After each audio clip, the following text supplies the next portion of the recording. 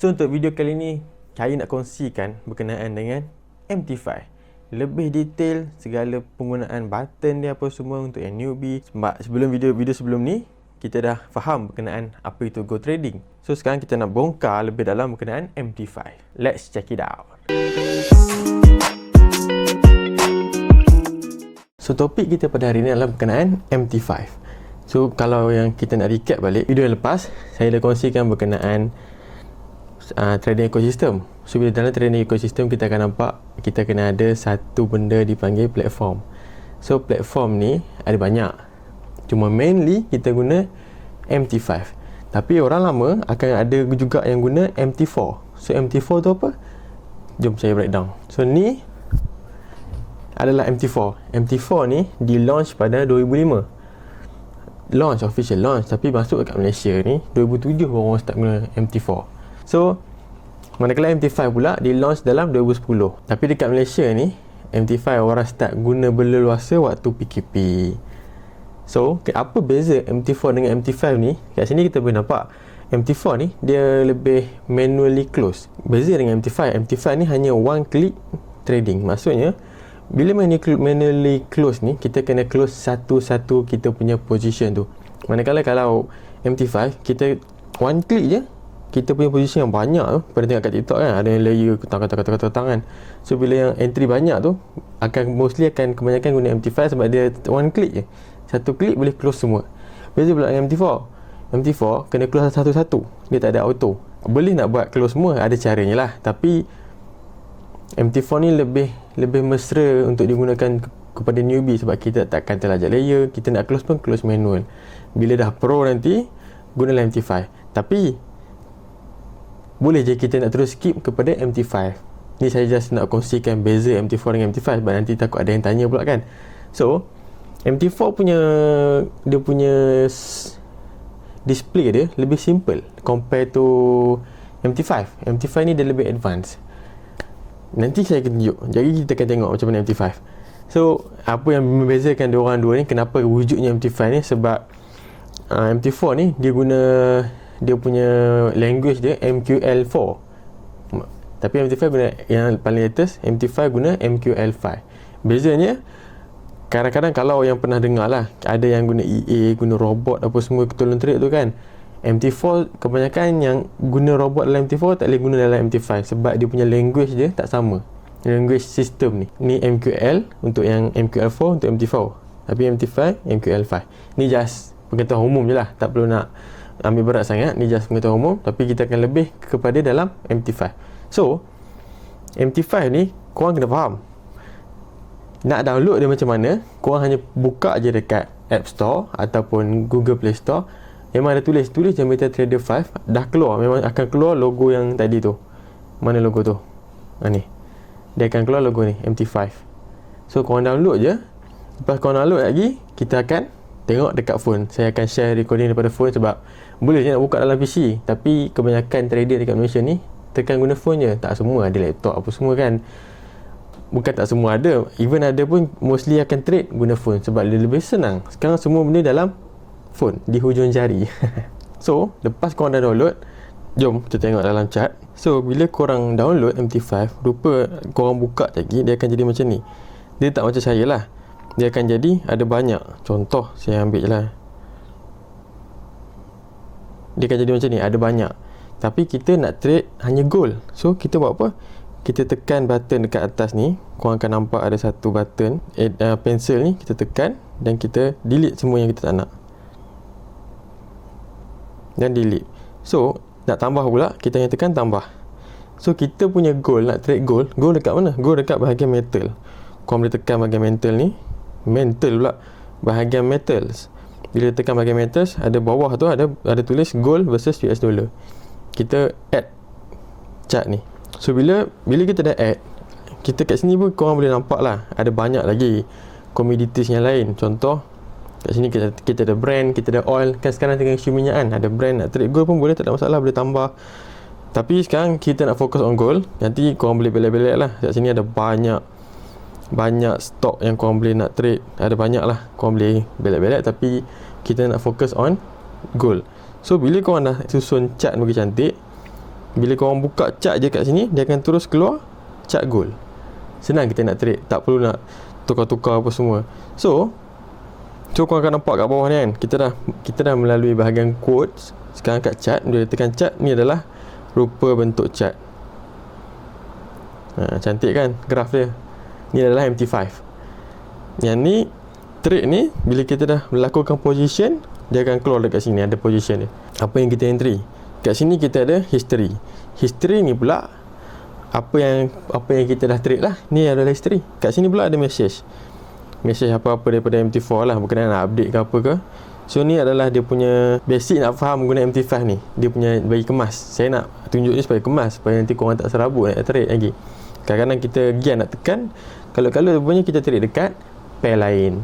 So bila kita buka dekat chart ni, bila korang dah susun dengan cantik, barulah saya nak kongsikan cara kita nak entry dan exit. So bila kita nak entry guna MT5 ni simple. Korang tekan dekat atas ni, petak ni, dia akan keluar buy dengan sell. Kejap, so kita pergi ke time frame kecil sikit. Nampak ada kat atas ni ada tulis buy dengan sell. Kita nak beli boleh, kita nak jual boleh. Ni adalah cara nak entry dia. Tak susah pun. Tapi bila kita dah entry, saya ambil contoh je lah. Bila kita dah tekan entry, so kita dah entry ni satu position. Bila kita dah entry ni, kita kena tahu dalam trading ni kita ada cara nak collect dekat mana profit tu, dekat mana kita nak close kita punya loss tu. So kita tekan dekat kita punya entry tadi, position tu, dia akan keluar dekat bawah ni, SL dengan TP. So nak set SL ni, maaf kata SL tu singkatan kepada apa? Bila balik kat sini kita akan nampak saya tulis SL ni singkatan kepada stop loss. Kita nak dia tutup sendiri position tu kalau dah lebih daripada apa yang kita jangkakan, dan TP pula adalah take profit. Kita nak letak satu line di mana position kita akan close sendiri oleh broker bila dah sampai profit yang kita nak. So dia punya tu dah masuk SL dengan TP. So nak set dia pula, tekan dekat position ni, dia akan keluar SL dengan TP. Boleh klik SL. Nampak tak? Bila kita membeli, maksudnya kita membeli, kita tak nak harga barang tu makin turun kan. So kita kena nak tahu dia punya loss tu dekat mana. Kita boleh set dekat bawah ni. Nampak tak? Tu contoh lah saya letak kat sini. Kita sanggup loss hanya sekadar negatif $4. Bila kita tekan TP pula, dia akan duduk kat atas. Nampak tak? Kita boleh letak kat bawah, tapi kan untung negatif lah. Kita nak untung positif lah kan, nama pun tak nak buat duit kan. So kita boleh letak dekat atas. Contoh, saya letak dekat atas ni. Kita akan bila price naik sampai atas ni, kita punya line hijau ni, broker akan tutup sendiri kita punya position. Maksudnya kita akan profit sebanyak $4. Tapi contohlah bila price tu turun ke bawah, langgar kita punya line SL ni dulu, price akan tutup sendiri. Maksudnya kita akan negatif $4. Kita sedang rugilah sekarang ni. So ni adalah basic berkenaan cara nak entry. So dekat sini pula korang kena faham, dekat atas ni ada button yang macam timer ni. Korang nampak timer ni kat sini, timer. So timer ni, apa function timer ni? Tadi kita dah tunjuk cara nak entry instant. Sekarang cara nak entry pending order. Apa tu pending order? Pending order tu adalah arahan yang kita tetapkan dekat MT5 ni supaya broker boleh buka kita punya position tu secara automatik dekat harga yang kita set tu. Tak perlulah kita nak tunggu perhati setiap masa kan. Sebab kita faham ramai yang trade ni kadang-kadang bekerja, kadang-kadang tengah jaga anak malam-malam nak trade kan, nak buat duit tepi, nak cari profit tepi. Time tu tengah jaga anak, nak kena jaga anak, kena bagi anak, kena mandikan anak lah apa ke. So kita tak sempat nak monitor, tapi kita tahu kita punya entry tu akan pergi. So sebab itulah wujudnya function pending order. Bila kita tekan kat sini, dia akan keluar pending order. Pending order ni apa? Dia ada buy limit, sell limit. Dia ada buy stop dengan sell stop. Tapi mostly akan guna buy limit dengan sell limit je lah. Sebab buy stop dengan sell stop ni more to continuation. Yang ni buy stop, sell stop tu bagus digunakan bila ada momentum dalam market. Tapi kita nak fahamkan dulu berkenaan pending order, buy limit dengan sell limit ni yang selalu orang guna. So bila kita tekan pending order kat atas ni, dia akan keluar. Nampak kat bawah ni ada buy limit dan kita ada sell limit kat sebelah ni. So sekarang bila kita tekan buy limit ni, contohlah kita nak letak dia dekat bawah ni. Lepas tu tekan je lah ni arrow. place buy limit.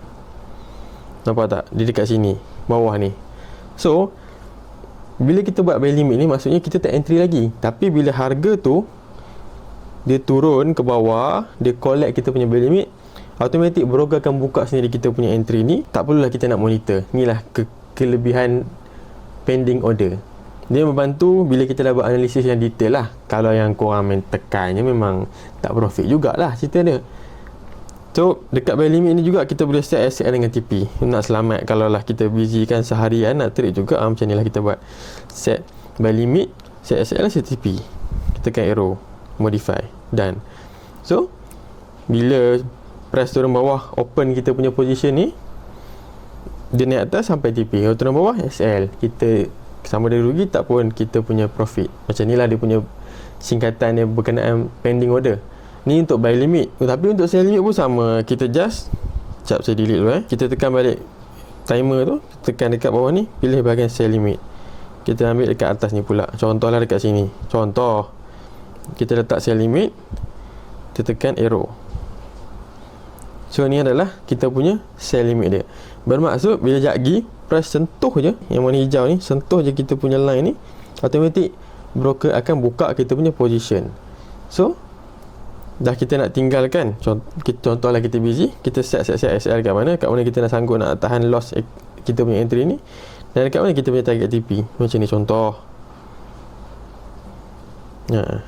Saya mengharapkan price terus sampai lagi tadi, tapi dia tak nak pula sampai. Kalau sampai tadi boleh saya tunjuk dia punya broker tu open kita punya position dalam market. Tak apalah, nanti korang boleh balik sendiri. So ni adalah kita punya simple pemahaman berkenaan pending order dengan cara entry. Itu yang basic korang nak kena faham, sebab kita nak profit segera kan. Kat atas ni pula kita ada M5. Kalau korang nampak ni adalah time frame. Nampak tu bawah tu dah keluar time frame. Bila kita klik, nampak kat atas ni ada banyak time frame yang kita boleh pilih. Ada M1, M5. M ni bermaksud minutes. M di hadapan ni maksud minutes. H ni pula bermaksud hour. Ni bermaksud ni adalah chart untuk 1 hour. Bila kita pergi ke H4 adalah chart untuk 4 hour. Bermaksud satu butang hijau ni terbentuk dalam 4 jam. Manakala kita ada juga D ni, D1 ni daily. Ni adalah seharian market tu bergerak macam mana. Kita ada juga weekly dengan monthly. Ni adalah time frame. So dalam MT5 ni juga kita boleh tambah indikator. Tahu tak indikator ni apa? Indikator ni adalah alat teknikal yang berasaskan pengiraan matematik yang menggunakan data dengan harga sejarah dan volume yang dulu, yang dipaparkan sebagai visual. Dia membantu kita nak buat keputusan dalam kita punya trading lah. Ada juga yang tak guna pun, tapi ni just saya nak kongsikan. Kalau ada yang penggemar indikator, kat sini adalah untuk kita nak tambah indikator. Nampak tak ada ni? Ada bentuk macam benang terbelit-belit ni. So korang klik ni, korang akan nampak dia tulis situ main chart F+. Korang tekan tambah sini. Bila korang tekan kat sini, nampak ada banyak indikator yang kita boleh guna. Ni indikator tu nak baca trend. Nampak ada average ni, ada Bollinger Bands, Ichimoku Kinyo. MT5 pun dah cuba nak bantu kita buat duit. Kat sini ada indikator untuk trend. Saya guna tak? Ya, saya dah guna juga, cuma tak semua. Dua je yang saya selalu guna dalam ni. Kita ada Bollinger Band dengan Moving Average. Dua ni saya pernah belajar dan tahu cara nak guna. Yang lain tu mungkin korang boleh cari kat TikTok lagi lah. Tak pun nanti saya akan belajar lagi berdetail berkenaan indikator yang lain ni. Dekat sini kita ada oscillator. Nampak kita ada banyak MACD, Moving Average of Oscillator. Ni ada banyak, korang boleh kaji sendiri. Setiap indikator ni ada kelebihan, ada cara nak guna dia juga. Dia bukannya menjamin profit, tapi dia membantu kita nak buat keputusan supaya kita lebih profit. Gitu. So ni bahagian volume, nampak ada banyak. Dekat si bawah sekali pun ada banyak. Ada Bill Williams punya indikator, ada banyak. So ni adalah contoh lah. Bila contoh saya tekan satu Moving Average, tekan je shift, lepas tu korang back. Nampak tadi chart kita kosong kan, tiba-tiba ada nampak ni, ada cacing hitam berjalan ni. Ada cara nak guna ni, bukan saya saja je ada cara nak guna je. Ada cara nak bantu kita buat keputusan dalam trading. Ni adalah Moving Average. So kalau kita tekan, kita nak tambah pula Bollinger Band contoh, nampak dia ada lagi line Bollinger pula. macam mana nak guna. So itu di next video. Sekarang kita hanya nak fokus penggunaan MT5 je, supaya korang faham cara nak guna. So kita boleh close dulu, delete semua ni, delete, just tekan delete je lah, batch kepada paparan asal dia. So ni adalah berkenaan basic terms nak guna MT5. Bila korang guna MT5, korang kena faham ada terms yang dipanggil leverage dengan swap dalam MT5 ni. Apa leverage, apa maksud leverage tu? Seperti yang saya tulis kat sini, leverage ni senang katalah, dia adalah kemudahan untuk kita nak open position tu dengan modal yang lebih besar berbanding modal sebenar yang kita miliki. Dia macam kita pinjam daripada broker lah, senang cerita dia. Kenapa kena buat macam tu? Sebab dalam market yang sebenarnya, kita nak trade, kita perlu modal yang besar, bukan beribu, bukan 10,000, dia besar. So kita yang tak mampu ni, bukan tak mampu, astagfirullahaladzim, kita yang kurang kemampuan nak trade dengan modal yang besar ni, kita trade lah guna MT5, di mana kita pinjam duit broker tu dengan certain nilai, tapi kita dapat nilai besar dalam market yang sebenar. Faham tak? Tak faham kan? So contoh dia macam ni leverage. Bila korang nak buka account trading sekejap lagi, korang akan nampak kat sini, dia akan bagi pilihan leverage yang korang nak. Satu nisbah 50, satu nisbah 100, satu nisbah 5,000 pun ada sekarang ni, 3,000 yang saya selalu guna 3,000. Bermaksud, ni cara nak mudah nak faham leverage ni macam mana. Leverage tu, bila kita pilih 1 nisbah 1,000, bermaksud $1 tu, RM1 tu, contoh RM1 lah, kita ambil RM1 tu bersamaan dengan RM100 daripada duit broker. Faham tak? RM1 kita bernilai RM100 daripada broker, tapi kita hanya pegang RM1 je. Tu dah kefahaman dia macam tu lah. So maksudnya bila kita nak, dalam account kita tu nak top up RM100, nak deposit RM100, dalam automatik, dalam market kita akan dapat sebanyak RM10,000 nilai nak trade dalam market tu. Faham kan? So ni adalah fungsi leverage. Sebab kalau tak ada leverage ni, susah kita nak trade. Kita yang rakyat biasa ni nak trade dalam market. Dengan ada leverage ni, bantu untuk kita retail trader nak trade. So ni adalah leverage. Bila dah faham leverage, kita ada satu term dipanggil swap. Dua ni adalah isu yang dibangkitkan dekat Malaysia sebab dia orang tak nak.